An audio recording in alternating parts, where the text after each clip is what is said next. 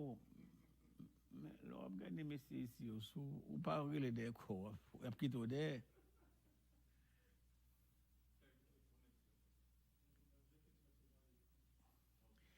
Frères et sœurs en Jésus-Christ, la paix et la grâce du Seigneur soient avec vous. Désolé du retard causé par simplement des choses indépendantes de notre volonté. Nous bénissons le Seigneur de ce que nous pouvons vous accueillir à notre étude biblique du vendredi soir. Nous allons continuer la démarche, comment vaincre la dépression, et nous prions que le Seigneur, une fois de plus, soit au rendez-vous et que son Saint-Esprit nous inspire et vous prodiguer non seulement les enseignements, mais aussi participer à l'onction qui se dégage dans cet enseignement et l'appliquer à votre vie en ces temps de pandémie.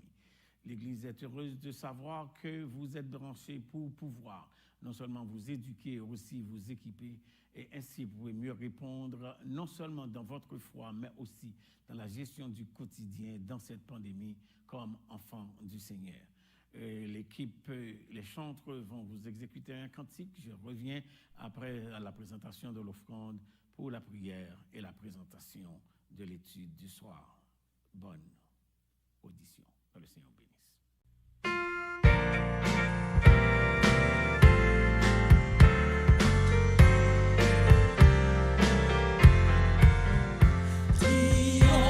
Chantons d'allégresse, réjouissons-nous devant Dieu, que chant de louange sans cesse, à sa gloire monte en tout lieu. Triomphe, triomphe, tressaille de joie en ton Dieu. Triomphe,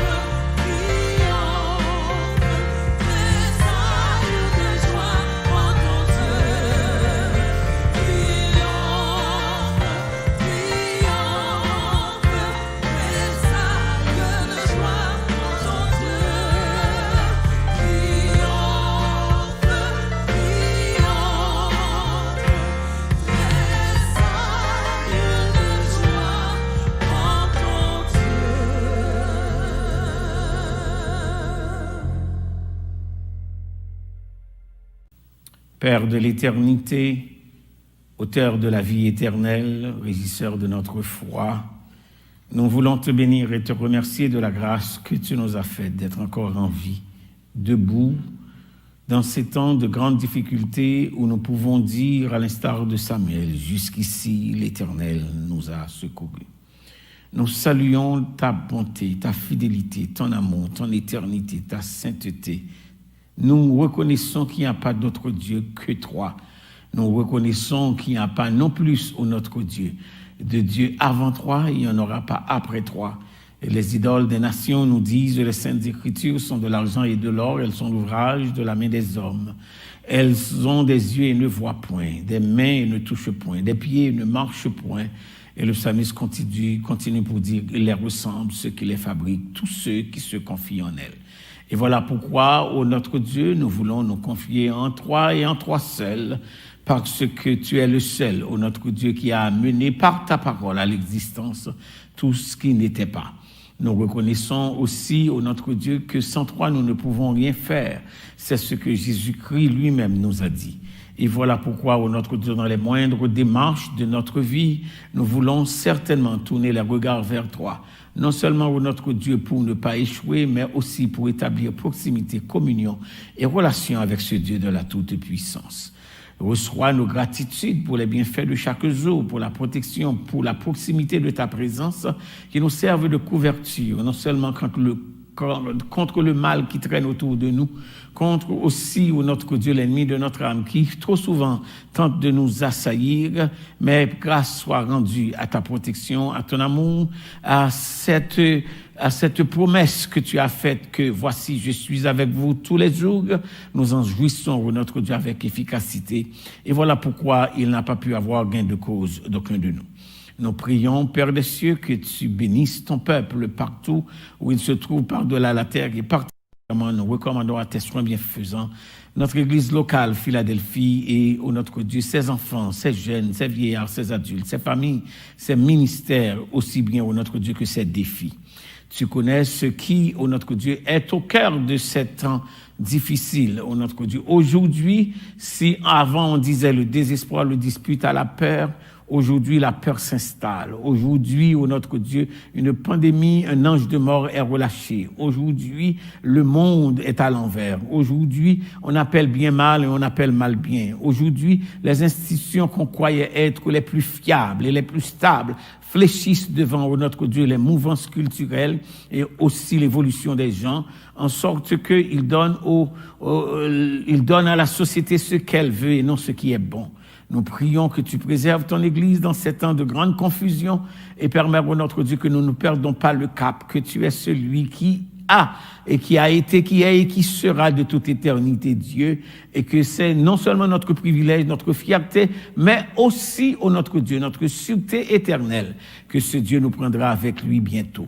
Nous recommandons à tes soins bienfaisants, ô notre Dieu, nos familles endeuillées, particulièrement Sœur Mémé et Sœur Robert des familles. Tu sauras, ô notre Dieu, leur prendre par la main une fois de plus, tandis que tu visites celles-là qui sont malades et qui ont besoin, ô notre Dieu, que tu les relèves, que tu les touches, que tu les bénisses, si ce n'est que de les guérir, parce que tu fais encore œuvre qui vaille, tu envoies ta parole et tu guéris. Et tu es encore le même Dieu qui ne change pas, l'Éternel qui pardonne nos péchés et qui nous guérit de toutes nos maladies. Nous reconnaissons, ô notre Dieu, que n'était-ce pas la promptitude de ta présence. Aujourd'hui, nous aurions été souvenirs. Mais grâce à celui qui a fait l'accompagnement par ses promesses et par sa présence, nous pouvons jouir encore, ô notre Dieu, d'une vie où nous pouvons confesser notre foi, certainement garder notre persévérance, quoi qu'au loin, mais maintenir, ô notre Dieu, notre attachement à toi et notre allégeance, ô notre Dieu, dans la foi que nous professons.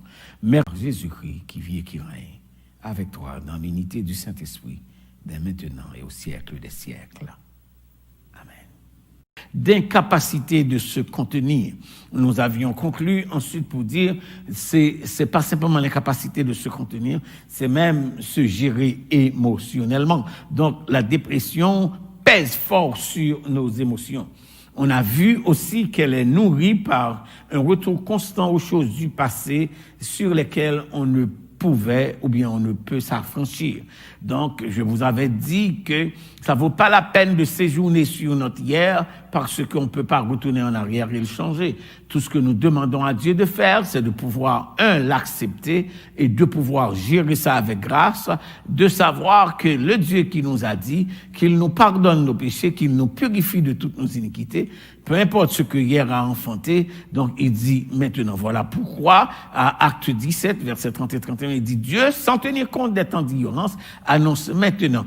Donc l'appel est venant d'un Dieu qui donne un appel suprême. Il dit Dieu, sans tenir compte des temps d'ignorance, annonce maintenant, l'appel est suprême, l'appel est actuel. À tous les hommes, l'appel est universel qu'il est à se repentir. Donc, pour le mal d'hier, on n'a qu'à se repentir, mais on ne peut pas retourner en arrière et le changer. Et le pourquoi, il dit parce qu'il a fixé un jour où il jugera le monde. Donc, la repentance, c'est pas simplement pour nous aider à gérer la faute du passé, mais c'est pour nous aussi préserver du jugement de l'avenir. Donc, conséquemment, frères et sœurs, ça vaut pas la peine de vivre dans la dépression, dans la déprime, à cause d'un passé difficile à s'affranchir. Donc, nous avions dit aussi que la dépression, c'est la peur d'être mal jugé. Si on dévoile son expérience du passé, on serait mal accepté, mal perçu. Et ainsi, je vous avais dit que les appréhensions des humains n'ont jamais changé les gens. Donc, Dieu qui dit qu'il est immuable et qui dit qu'il nous pardonne et qu'il ne s'en souvient plus de nos péchés, c'est de lui que nous devons, sur lui et par lui et sur, que nous devons miser notre caractère, notre personnalité, notre entité pour pouvoir non seulement développer une perception des circonstances, des choses et des gens autour de nous, mais pouvoir affronter la vie avec ses défis. Donc, les expériences, l'impossibilité de solutionner ou d'améliorer sa condition de vie est aussi une des situations qui nous amène à la dépression. C'est pas simplement les situations d'hier que nous ne pouvons pas changer, mais des fois, c'est les situations présentes, actuelles, qui constituent des défis énormes devant nous, donc une impossibilité de solutionner ou d'améliorer notre condition de vie présente. Donc, je veux vous dire que peu importe la torpeur, peu importe les vagues de l'existence actuelle, peu importe pandémie, peu importe incertitude, peu importe. Donc, n'oubliez pas, il n'y a rien qui soit éternel. Seul Dieu le soit. Ainsi, seul Dieu l'est, je m'excuse. Et il faut comprendre que nous ne devons pas miser trop longtemps sur une situation présente qui paraît indomptable, parce que cela ne va pas durer toute l'existence. Ainsi, il faut miser sur l'espérance. Trop souvent, on nous dit que l'espérance frustre l'homme du bonheur du présent. Donc, pourquoi croire à l'espérance d'un demain si aujourd'hui n'est pas bon? Frères et sœurs, les expériences de la vie, bonnes ou mauvaises, font partie intégrante du menu de l'existence. Ainsi, je vous demanderai de ne pas sombrer, non seulement dans l'incertitude, encore moins dans l'inquiétude, parce que nous n'avions jamais été les gérants de notre existence. Nous avons l'opportunité de gérer simplement ce que nous pouvons. Le possible est à nous, l'impossible est à Dieu. Donc, ainsi, se rappeler que aussi, troisième élément, la peur. C'est pas simplement le passé que nous ne pouvons pas changer, c'est pas simplement le présent qui ne dure pas éternellement, mais c'est la peur. Troisièmement, nous avons vu que la peur n'est pas de Dieu, la peur de ce que demain va enfanter, la peur de ce qu'on va dire de nous, la peur de ne pas pouvoir répondre à des capacités ou bien à des situations qui demandent intelligence et qui demandent agilité ou habileté et que nous n'avons pas la capacité de joindre, j'aimerais que vous me suivez là, de vaincre cette dépression parce que entre ce que dit le cœur et ce que la volonté nous dicte, la tête est en train de se perdre dans un tourbillon où rien semble être à l'équilibre et comme on dit dans le classique, le panacée n'est pas à l'aise. Donc, entre ce qui se passe ici et entre ce qui se passe dans le creux de notre volonté, de notre intelligence vers le cœur, donc il y a carrément un tourbillon. Donc, vaincre la dépression, c'est premièrement une considération. J'aimerais que vous me suivez ici. Vaincre la dépression, c'est une considération. Qu'est-ce qui se passe dans la tête et qu'est-ce que le cœur dit, mais qu'est-ce qui vraiment est ma volonté? Je reprends. Qu'est-ce qui se passe dans la tête? Donc, c'est une démarche à faire, à maîtriser ce qui se passe dans la tête et ce que le cœur ou l'émotion dicte versus ce que la volonté, qui est le siège de l'intelligence, peut dicter. Ainsi, frères et sœurs, la première chose que je voudrais recommander, si vous êtes au bord de la dépression, c'est premièrement d'écrire l'expérience de vos 20 regrets. D'écrire l'expérience de vos 20 regrets. On arrive dans la vie avec des choses qu'on a faites pour lesquelles on épouse ou on éprouve de profonds regrets. J'ai pas dit que l'on n'a pas ce sentiment de vouloir bien faire ou bien de n'avoir pas bien fait, on le sait, mais pour ce sentiment qui nous dit « je n'avais pas bien fait » nous amène à vivre dans un regret profond. Et ce regret profond peut nous amener dans cet état de déprime que nous ne pouvons pas contrôler. L'apôtre Paul a fait une confession d'une attitude qu'il a eue par rapport à l'évangile, par rapport à Jésus-Christ. C'est ce que les grands théologiens auraient mis dans la catégorie de la dépression spirituelle. Je vais lire pour vous cette dépression ou bien comment il fait pour décrire l'expérience. J'ai dit, première chose, c'est décrire l'expérience des 20 regrets. Je lis à 1 Corinthiens chapitre 15, verset 8, et je m'arrête au verset 10. 1 Corinthiens chapitre 15, verset 8 au verset 10. Après eux tous, il m'est aussi apparu à moi comme à l'avorton, un bébé avorté. Regardez le langage. Car je suis le moindre des apôtres, diminution de sa personne. 3. Je ne suis pas digne, intégrité et dignité mal perçue. Je ne suis pas digne d'être rappelé apôtre, élévation refusée. Et voilà comment il décrit ce 20 regrets, parce que j'ai persécuter l'Église de Dieu. Donc, ce 20 regret du passé, il ne peut pas retourner en arrière, le changer, il l'a fait. De quoi vous l'avoir dit, comportement ou attitude, action posée dans le passé ne saurait être corrigé par quoi que ce soit dans le présent. Tout ce qu'on peut épouser, parce que 1, on ne peut pas retourner dans le passé et le changer. 3, c'est gravé dans la mémoire des gens et dans l'espace que nous l'avions fait. Et 4, ça nous domine parce que c'est un acte personnel. Mais regardez bien ce que Paul dit. Non seulement après avoir séjourné pour dire qu'il est un apôtre avorté, je suis le moindre. Il dit, après eux tous, il m'est apparu à moi comme à l'avorton. C'est comme il dit, j'ai failli ne pas être dans la galerie des hommes appelés pour servir Dieu. Je suis un apôtre avorté. Car je suis le moindre des apôtres, non seulement avorté, mais aussi une diminution de sa personne par rapport à l'élévation.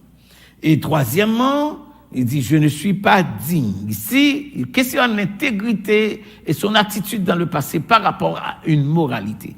Et je peux vous aider à comprendre l'attitude de Joseph, qui pouvait tomber dans la dépression à cause de, premièrement, la haine de ses frères, deuxièmement, qu'ils l'ont accusé, troisièmement, ils l'ont jeté, et ensuite, ils l'ont repris, ils l'ont fait remonter, ils l'ont vendu, ils l'ont revendu, il a été agressé, il a été accusé, il a été emprisonné, il a été oublié. Et finalement, on nous dit que l'Éternel était avec lui. Je vais vous dire, si vous vivez au cœur ou à côté ou tout près de cette affaire qu'on appelle la dépression, Dieu n'abandonne jamais ses enfants. L'élément que vous écoutez ici. La présence des souffrances n'indique pas l'absence de la présence de Dieu. La présence du malheur, du danger, des difficultés, des épreuves, des pandémies, de la mort, du deuil, n'indique pas l'absence de la présence de Dieu. C'est important de se le rappeler, et là, Paul fait un rappel de ses 20 regrets, et il le décrit. J'ai persécuté à outrance l'Église du Seigneur. J'ai pas dit qu'il a eu un remords, j'ai dit qu'il a eu un regret. Et dans ce regret, il a fait 3 choses. Si tu ne peux rien contre une chose du passé qui semble affecter votre présent, mieux vaut ne pas y penser. Vous dites, pasteur, c'est difficile de ne pas y penser. Je vais vous dire une chose. Ne pas y penser ne veut pas dire que ça ne vous traverse pas la pensée, mais ne pas vous laisser dominer par cette pensée-là. Ne pas vous laisser dominer. Le pourquoi? Parce que c'est une perte de temps. Je vous le dis, je ne veux pas faire de vous, il faut avoir un caractère monstre devant la dépression. Non, j'ai dit qu'il faut gérer ça dans la pensée pour 3 raisons. On ne peut pas retourner en arrière et l'effacer. Deuxièmement, j'ai dit c'est une perte de temps. Troisièmement, on ne peut pas l'effacer non plus dans la pensée des gens. Tout ce qu'on peut y faire, c'est de l'accepter dans le passé et de le décrire comme étant un des 20 regrets. Et ça suffit, frères et sœurs, un de nos 20 regrets et de le décrire. C'est important, de décrire comme étant 20 regrets. Deuxième démarche, après avoir pris la liberté, la responsabilité de décrire l'expérience, comme Paul vient de le faire, deuxièmement, c'est identifier la cause. Identifier les causes dans lesquelles vous aviez évolué. Identifier les causes. Il est impossible d'être possédé. Il est possible, d'être possédé par la peur du futur. Je reprends. Il est possible d'être possédé par la peur du futur. Je n'ai pas dit que c'est normal, je n'ai pas dit que c'est légal, je n'ai pas dit que c'est spirituel. J'ai dit qu'il est possible d'être possédé par la peur du futur. Laissez-moi vous dire pourquoi. Premièrement, c'est parce qu'on séjourne dans le fait qu'on devient incapable. Qu'on devient incapable de gérer dans le présent, écoutez ma voix, de gérer dans le présent ce que le futur peut enfanter. Suivez-moi, frères et sœurs. Si vous ne pouvez pas changer la chose qui va arriver, pourquoi craindre la chose? Ça veut dire, si vous ne pouvez pas le changer, cela va arriver quand même. Je crois vous l'avoir dit trop souvent, il y a un aspect d'un cantique que je ne choque pas. Volonté, bon Dieu, douce. C'est pas que c'est pas vrai, non, que volonté, bon Dieu, douce. Mais au moment où vous la vivez, ça peut être difficile. Je vais vous donner un exemple. Demain, si Dieu veut, on amène le cadavre de frère Augustin Doucet ici. Je suis sûr, si Mémé pouvait changer la situation, elle l'aurait changé. Si Obed pouvait changer la situation, il l'aurait changé. Mais c'est demain, cette affaire de demain qui va se passer là. On doit faire face à ça et personne ne peut le changer. Donc, si on ne peut le changer, qu'est-ce qu'on fait, pasteur? On demande au Seigneur la grâce de l'affronter.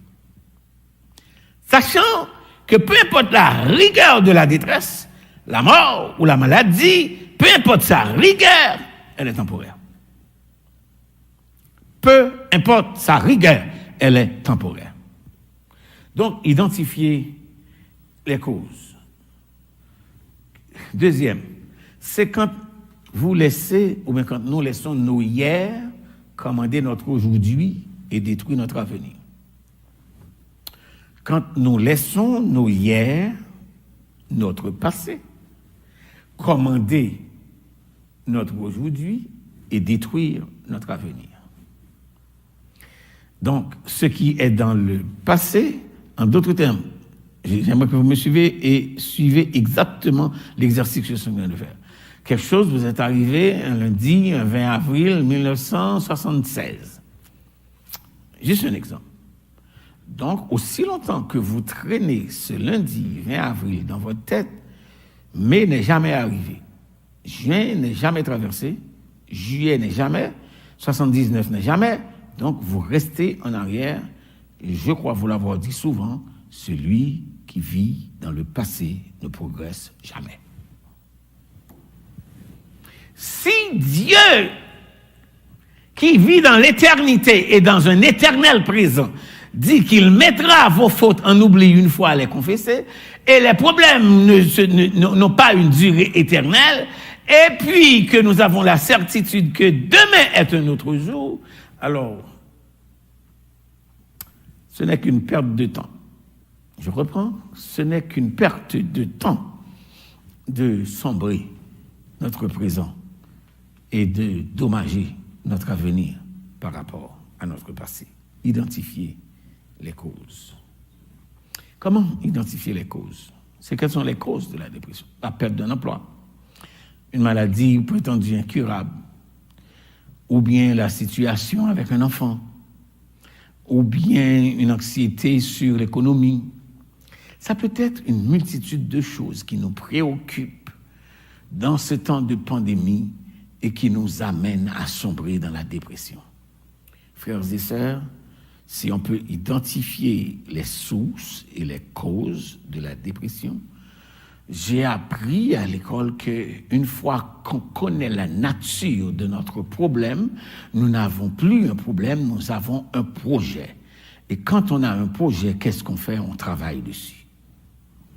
Donc, je vous demanderai de ne pas vous sombrer dans la dépression. Vaincre une considération de la tête, le cœur et le corps. 2, de décrire l'expérience du mal que vous avez fait. Je l'ai baptisé avec le terme des 20 regrets. 2, j'ai dit identifier les causes, identifier les sources de chagrin, d'incertitude, d'anxiété ou de quoi que ce soit. J'ai parlé d'une maladie, j'ai parlé d'un deuil, j'ai parlé d'une perte d'emploi, j'ai parlé d'une incertitude d'économie, j'ai parlé d'une crise familiale. Et la liste peut se changer. J'ai parlé d'une chute que vous avez connue dans votre vie spirituelle. Donc, entre la dépression spirituelle et la dépression psychologique, les deux semblent vous préoccuper, vous posséder. Donc, n'oubliez pas que une fois que les causes sont identifiées, vous n'aviez plus un problème, vous avez un projet. La troisième recommandation, c'est lire la parole. Restez connecté avec les promesses de Dieu. Je vais vous lire un passage dans le psaume 42 et psaume 43. Tournez vos Bibles avec moi. Psaume 42 et psaume 43 nous permettant de faire face à des situations difficiles quand nous sommes au bord de la dépression. Psaume 42 et psaume 43. Voilà ce que nous lisons. Comme une biche, psaume 42, soupire après des courants d'eau, ainsi mon âme soupire après toi, ô Dieu. Et regardez le langage, le discours, le contenu, la substance de ce texte. Ô Dieu, mon âme a soif de Dieu, du Dieu vivant. Quand irai-je et quand paraîtrai-je devant la face de mon Dieu? Et c'est une âme qui languit après une délivrance et après une assistance et une présence. Mais regardez qu'est-ce que dit l'auteur dans ce psaume 42. Mes larmes sont ma nourriture, jour et nuit. Constant détresse. 2. Pendant qu'on me dit sans cesse, où est mon Dieu? Dans la souffrance, on pense que Dieu est absent. C'est pourquoi je viens de vous dire que la présence de la souffrance ne veut pas dire nécessairement l'absence de la présence de Dieu.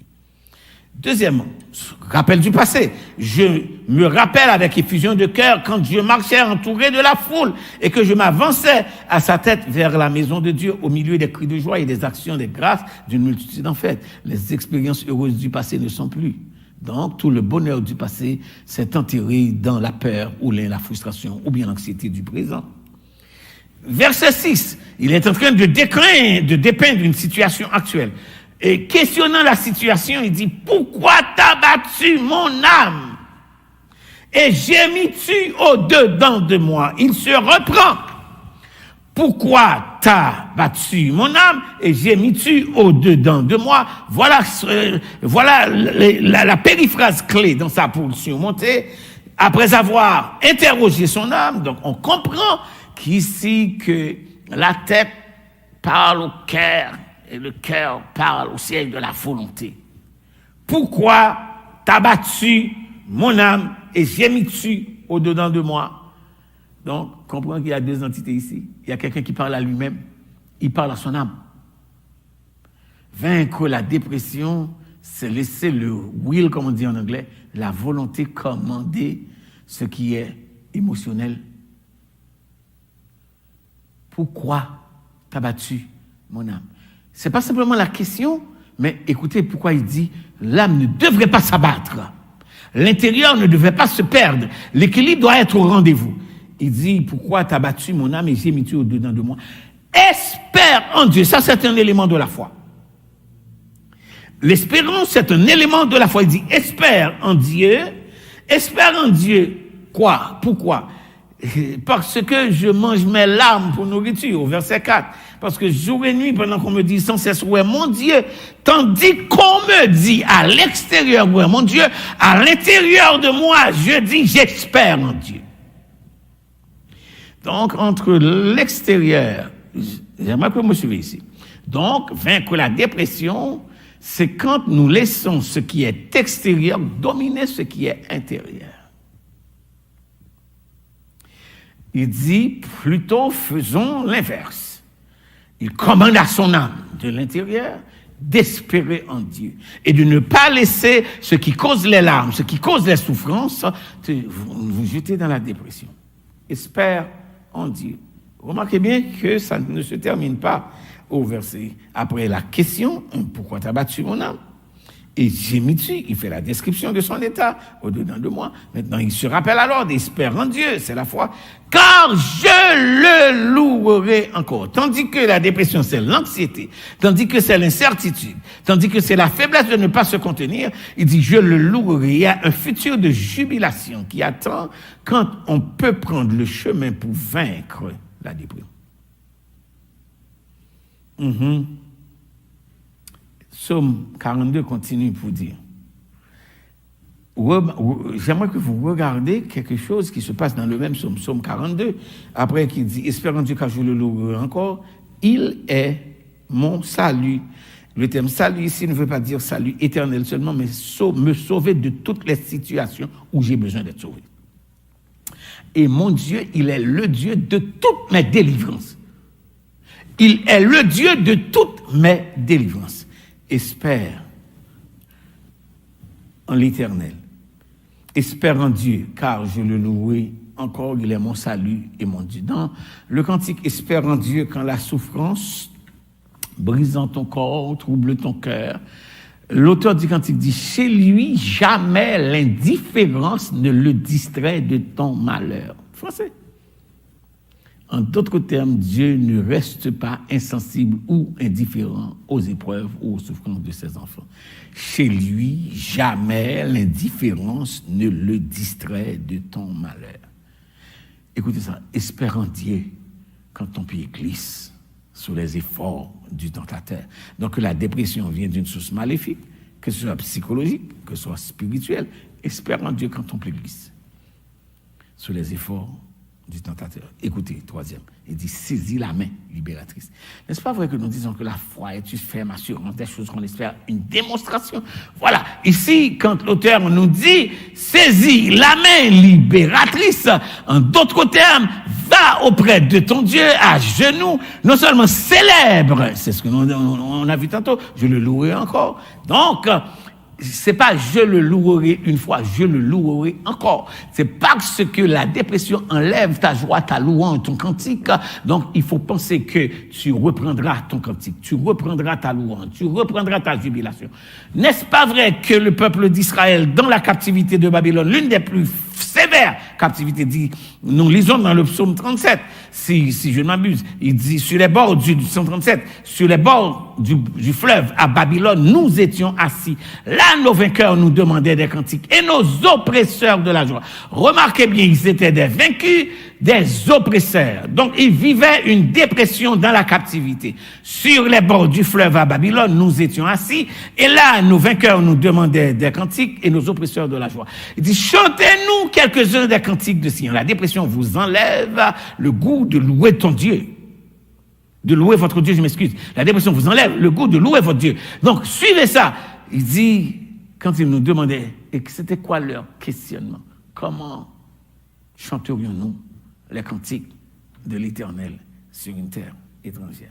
N'est-ce pas vrai que je vous avais dit que reconnaître la dépression, c'est un lieu de tourment qui apporte confusion, agitation, trouble, causé par une sorte d'incapacité de s'en sortir.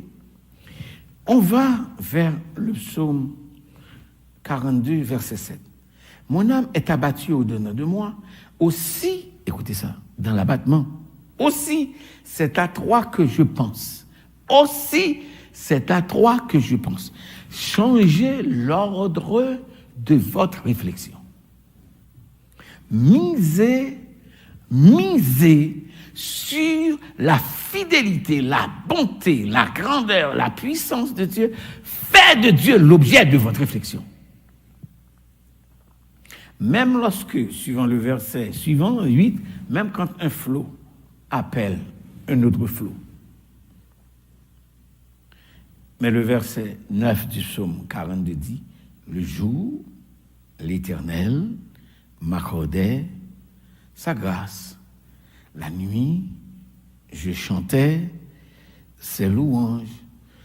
Je vais dire quelque chose en anglais et je le dis en créole en français. When you are facing depression, praise your way out of it. Ça, c'est l'anglais. Let me say that again. When you are facing depression, praise your way out of it. Quand tu fais face à la dépression, prends la louange pour sortir de cet état. Là, on fait face à une déprime et puis on saute tomber ou pas capable de ni tête ni corps ni en dedans, eh ben chanter, mener tête ou dans temps de louange pour sortir tête ou là-dedans. Le jour, l'Éternel m'accordait sa grâce. La nuit, je chantais ses louanges. Et voici la dernière étape. Il dit, j'adressais une prière au Dieu de ma vie. Jamais, je vais reprendre, jamais, Dieu ne ferme pas ses oreilles aux requêtes de ses enfants en détresse. Jamais, Dieu qui fit la promesse ne manquera de l'accomplir, sachant que son enfant sauvé de la détresse ne manquera pas de le bénir. Au psaume 43, l'auteur fait un autre exercice de la dépression dans une autre cause. Il commence à rendre-moi justice. La dépression peut être le résultat de quelqu'un qui est victime d'une injustice familiale, politique, professionnelle, communautaire, et j'en passe. Rends-moi justice, ô Dieu, défends ma cause. En d'autres termes, au lieu de tomber dans la déprime, apporte. C'est l'un des grands théologiens du XXIe siècle dit que la prière, c'est avoir accès à la salle d'audience. Dans une salle d'audience, on est venu déposer nos doléances. Donc, si la prière, c'est avoir accès à cette salle d'audience, donc il est venu dans cette salle d'audience, au psaume 43, le psalmiste dit, « Rends-moi justice, ô Dieu, défends ma cause contre une nation infidèle. » Remarquez bien ici, c'est une question pas d'un individu, pas simplement d'une famille, pas d'une communauté, une nation. Ensuite, il dit, « Délivre-moi des hommes de fraude et d'iniquité. » C'est quelqu'un qui a été non seulement victime d'injustice, mais aussi d'indécence. Absence d'intégrité, absence d'équité. Donc, voilà les paramètres. On a vu l'exercice de la tête, le cœur et la volonté. On a vu, décrire l'expérience des 20 regrets. On a vu identifier les causes.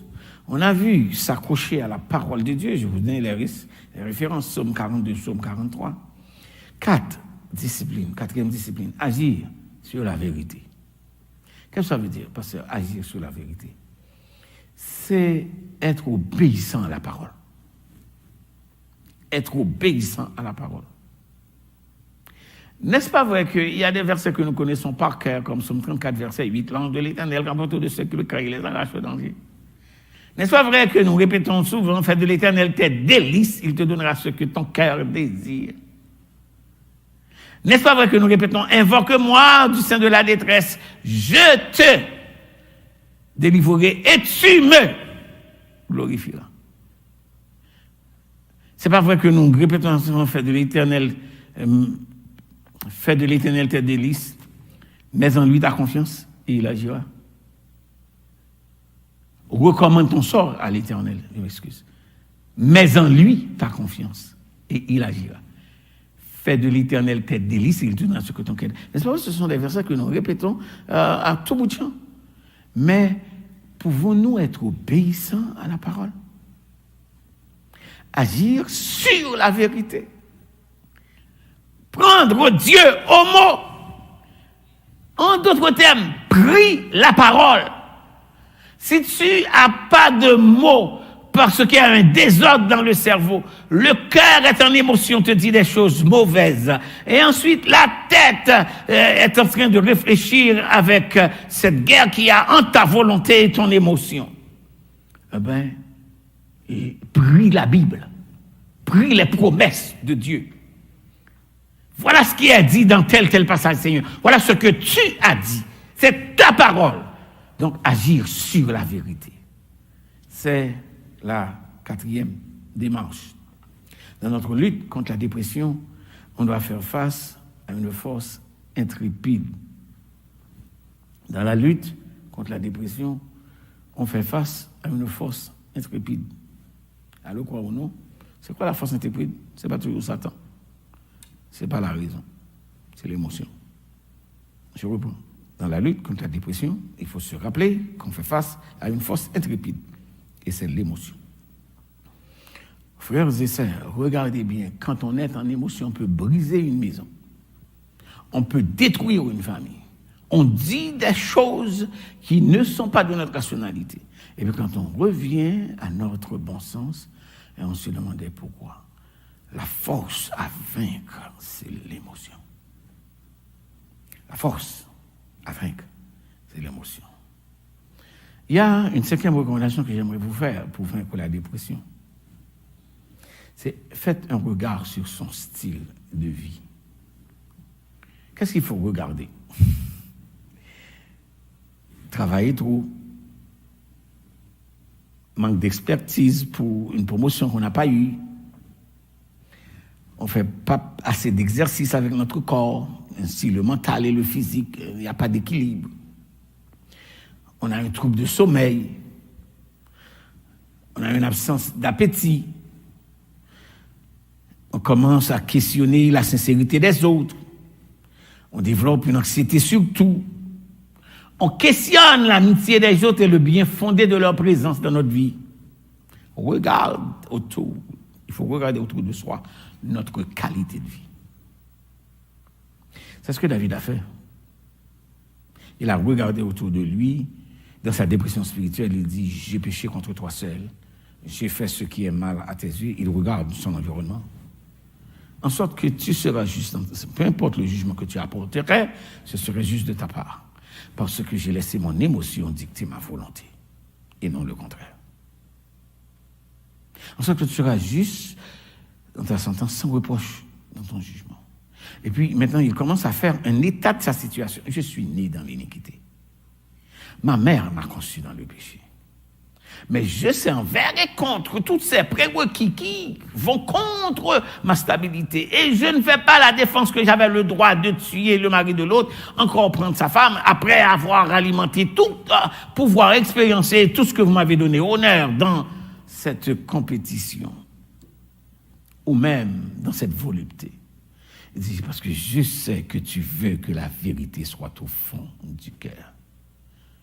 Je sais que tu veux que la vérité, agir sur la vérité et faites un regard sur votre qualité de vie. Et la dernière question à se poser quand on frise la dépression, c'est qu'en est-il de ma foi? Quand tout semble être contre nous et on est aveuglé par le désespoir, quand tout semble être contre nous et on est aveuglé par le désespoir, on est appelé à cultiver la foi en Jésus-Christ. Car souvent, j'aimerais que vous me suiviez là, je termine, les vagues de la vie nous conduisent à se sentir désarmés et sans issue, sans espoir. Les vagues de la vie nous conduisent à se sentir non seulement désarmés, sans issue et sans espoir. Allons à Luc, chapitre 8. Je vais lire pour vous un texte. L'évangile de Luc, chapitre 8. Luc, chapitre 8. Je lis pour vous les versets 22 à 25. Un jour, Jésus monta dans une barque avec ses disciples. Il leur dit, passons de l'autre côté du lac. Ils partirent. Pendant qu'ils naviguaient, Jésus s'endormit. Un tourbillon fondit sur le lac et la barque se remplissait d'eau et ils étaient en péril. J'aimerais que vous suiviez une barque avec ses disciples Jésus avait commandé le voyage. Passons à l'autre bord. Pendant qu'il naviguait, Jésus s'endormit. Jésus était dans la barque. J'aimerais que vous preniez ça. Jésus était dans la barque avec les disciples. Je vais vous dire ce que l'émotion peut vous empêcher de voir. Ce que l'émotion peut vous empêcher de croire. Et deuxièmement, ce que l'émotion peut vous empêcher d'avoir. De voir, de croire et d'avoir. Tout le poids du texte, c'est que premièrement, Jésus a commandé le voyage. Et quel était le mot de Jésus? Passons à l'autre bord. Pas allons au milieu de la mer, pas allons faire une balade sur les eaux, mais c'est passons à l'autre bord. C'est le mot de Jésus. Ce mot de Jésus suffit. J'aimerais que vous me suivez. Peu importe tempête, peu importe vague, peu importe les Léviathans dans la mer, peu importe la turbulence, peu importe l'eau, peu importe le vent, Jésus a dit, passons à l'autre bord. Ça, c'est la première chose qu'il faut savoir. Ma destinée est dictée par Dieu quand tu vis la dépression. Deuxièmement, il dit, pendant Jésus dormait, la deuxième question que vous voulez vous poser, peu importe la sévérité de la vague, si Jésus est dans la barque, pensez-vous que la mer, que le vent, que les vagues peuvent engloutir Jésus? C'est pas que les vagues ne pourraient pas engloutir les disciples de la barque. Mais les vents, les vagues ne pouvaient pas engloutir ni la barque avec les disciples parce que Jésus y était. Dans la dépression, demande-toi qui est ton accompagnateur. Avec qui tu fais chemin. Et j'aimerais que vous souligniez 3 autres éléments dans le texte. Pendant qu'il naviguait, Jésus s'en nommait un tourbillon. Soulignez, un tourbillon fondit sur le lac. La barque se remplissait d'eau et ils étaient en péril. Soulignez pendant qu'il naviguait. La dépression ne vient pas quand on ne fait rien. La dépression vient quand on est occupé à sa profession, quand on est occupé à une carrière, quand on est occupé à éduquer ses enfants, quand on est occupé à prendre soin de sa famille, quand on est occupé à faire son ministère, quand on est occupé à obéir à la volonté de Dieu. Et puis, soudain, un arrêt, soudain, une vague, soudain, une tempête, soudain, un obstacle. Soudain. Voilà. C'est quel est ton tourbillon?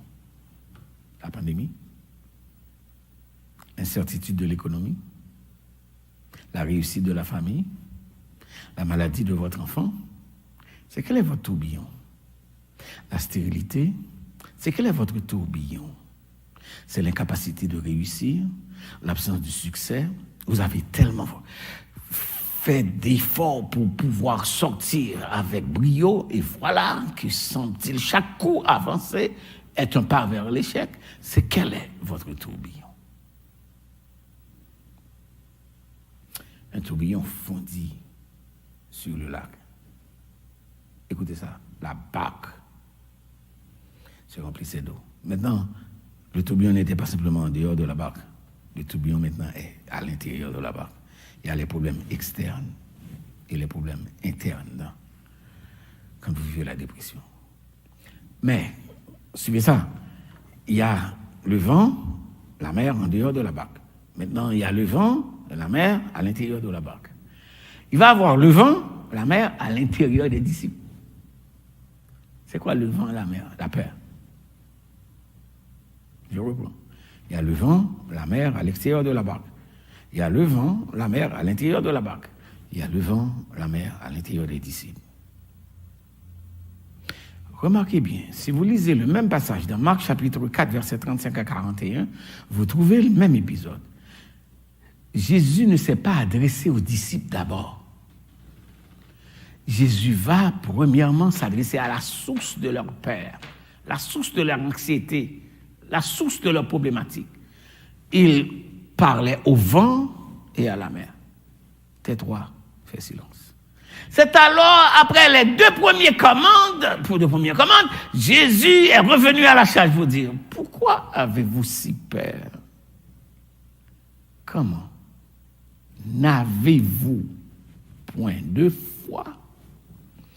J'ai dit tantôt, praise your way out of it. Écoutez ma deuxième. Believe God and take your way out of it. Croire Dieu et prendre le chemin de sortir de la dépression.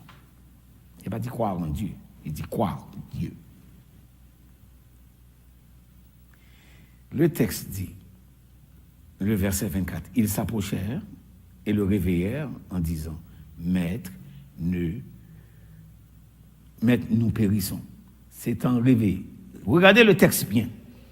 Ils sont allés vers Jésus pour faire état de la situation d'inquiétude, d'incertitude, de péril.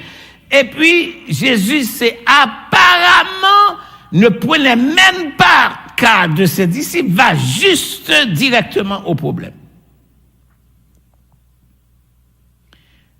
Et j'aimerais que vous lisez le texte de Luc chapitre 8, versets 23 et 24. Ils disent, non seulement le calme revient, même un apaisement. Il menaça le vent et les flots qui s'apaisèrent et le calme revient. Il menaça le vent, je reprends, il menaça le vent, les flots. Donc il y a deux entités ici. Le vent cause les flots. Les flots rentrent dans la barque. Les flots dans la barque alimentent la peur des disciples. Et à partir de cela, Jésus amène le calme et demande à ses disciples, qu'est-ce qui se passe avec votre foi? Believe your way out of it. Et ils vont réaliser que celui qui était leur accompagnateur avait l'autorité pour commander même le vent et la mer lui obéissent. Même le vent et la mer lui obéissent. Où est votre foi dans cette pandémie? Où est votre foi dans cette incertitude? Où est votre foi dans cette anxiété que le monde traverse? Où est votre foi dans cette absence de sérénité? Où est votre foi dans cette instabilité? Où est votre foi pour non seulement vaincre, pour non seulement faire considération de ce qui se passe entre la tête, le cœur et la volonté, pour considérer et décrire l'expérience des vains en regret. Deuxièmement, identifier les causes ou les sources de votre déprime. Ayez la parole de Dieu pour guider en tout temps, pour pouvoir agir. Quatrièmement, sur la vérité par l'obéissance. Cinquièmement, faire un regard sur votre style de vie. Et septièmement, positionnez-vous dans la foi pour résoudre les problèmes du passé, du présent et l'incertitude du futur. Et contempler les vagues de la vie comme étant passagères, temporaires, éphémères. Et vous traverserez non seulement les vagues, non seulement les flots, vous sauverez votre bateau, vous garderez votre Jésus, vous regagnez votre calme, et les vents cesseront, et les vagues diminueront, pour ne pas dire disparaîtront, et le Jésus reviendra pour remettre au cap la foi qui a été chancelée. Écoutons les filles chanter avant la prière et la bénédiction, et que le Seigneur vous donne la grâce de sortir de cette pandémie avec un témoignage. Pas vous serez vainqueur, pas vous aviez eu le temps de considérer la victoire, Mais personne ne peut parler de victoire s'il n'a jamais rien combattu. On ne peut pas parler de succès s'il n'a jamais rien tenté et essuyé des échecs. On ne peut jamais parler d'excellence de la vie avec Dieu si on n'a jamais séjourné les liens avec Satan, avec le péché, avec le monde, avec la convoitise. On ne peut pas jamais parler de bonheur si on n'a jamais séjourné dans des temps de malheur. Alors que le Seigneur vous ajoute la grâce de vaincre la dépression par ce cantique. Par ce... Que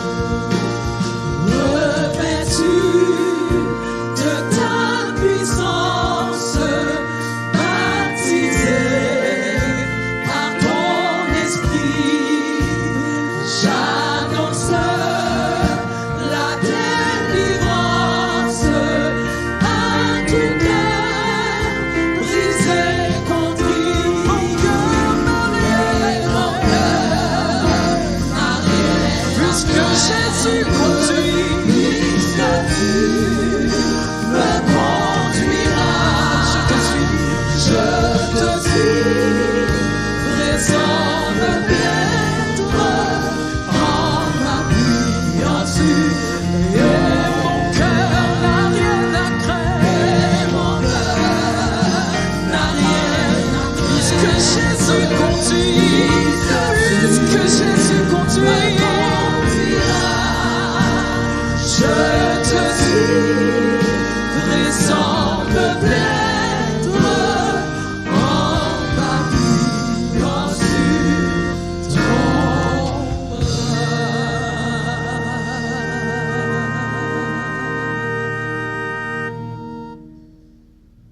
Pour ta fidélité, pour ta grâce, pour ton amour, les provisions faites à notre endroit dans des temps de grandes difficultés.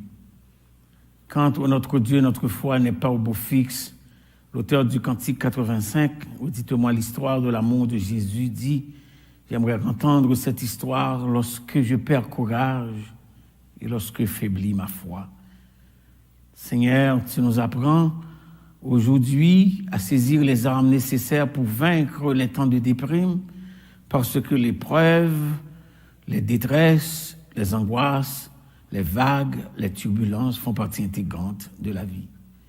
Donne-nous de nous rappeler que notre destinée est entre tes mains et que nous n'avons rien à craindre parce que tu nous accompagnes dans le cheminement de notre existence. Fais éclater ta gloire dans nos vies et donne-nous de nous rappeler que celui qui tient les rênes, ô notre Dieu, de ce pèlerinage que nous faisons sur cette terre s'appelle l'Éternel des armées. Non seulement qu'il est en contrôle parce qu'il est souverain, mais aussi qu'il est gracieux et condescendant et il vient au secours de ses enfants. Donne-nous de nous atteler, ô notre Dieu, à ce discours, de parler à notre âme pour dire « Retourne à ton repos, car l'Éternel t'a fait du bien. » Et faire le questionnement que le psalmiste a fait. « Pourquoi t'as battu mon âme et gémis-tu au-dedans de moi? Espère en l'Éternel. » Voilà pourquoi, Seigneur, envers et contre les avis du temps, nous voulons espérer en toi. Fais éclater ta gloire et manifeste ta puissance. Parle encore à nos cœurs. Conduis cette fin de semaine, ô notre Dieu si difficile, nos pas et nos cœurs vers le trône de grâce où tu nous invites trop souvent à nous retrouver pour être secourus dans nos besoins. Qu'il en soit ainsi. Veille sur ton peuple en tout lieu et que ta grâce repose sur chacun de tes enfants. Par Jésus-Christ qui vit et qui règne avec toi dans l'unité du Saint-Esprit, dès maintenant et au siècle des siècles. Amen.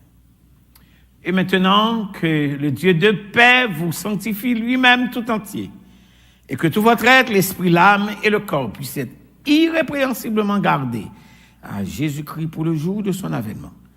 À lui soit la gloire dans notre vie, dans notre famille, dans notre Église, dans nos ministères, dès maintenant et au siècle des siècles. Amen. Bonne fin de soirée. À vous qui adorez avec nous dimanche après dimanche par le biais de l'Internet, tout le plaisir est pour nous d'étendre nos salutations jusqu'à vous. Si vous désirez adorer avec nous par vos dons, cela est maintenant possible. Rendez-vous sur le www.philadelphie.org/dons. Choisissez votre langue de préférence dans le coin inférieur droit. Puis, choisissez le montant de votre don. Au besoin, choisissez l'une ou l'autre des options du menu déroulant et cochez la case « Don mensuel » si vous désirez faire une contribution sur une base régulière. Vous avez ensuite le choix de faire votre don à partir d'un compte PayPal déjà existant ou faire un don avec une carte. Important, si vous êtes déjà membre de l'Église évangélique Philadelphie et que vous avez un numéro de dîme, inscrivez-le dans la case « Écrire un message ». Puis, remplissez le formulaire de vos informations personnelles afin de compléter le processus.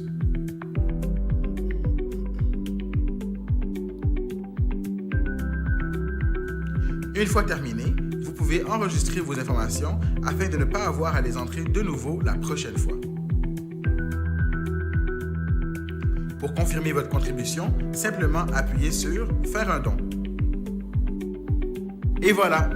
Nous vous remercions de votre grande générosité et prions que Dieu daigne vous remettre au centuple ce que vous avez semé de bon cœur. Soyez bénis.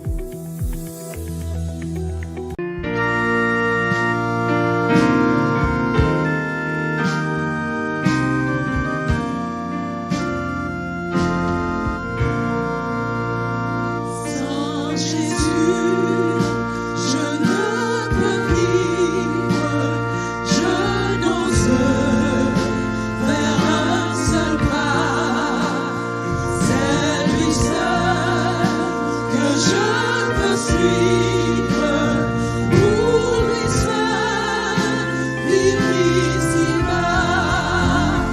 Et mon cœur n'a rien à craindre, puisque tu me conduiras. Je te suivrai sans me plaindre, en m'appuyant sur ton bras. Ton amour et ta promesse remplissent mon cœur de foi. Si je ne suis que faiblesse, je puis être fort en toi. Et mon cœur n'a rien à craindre, puisque tu me conduiras. Je te suivrai sans me plaindre, en m'appuyant sur ton bras. Enlève toute amertume, toute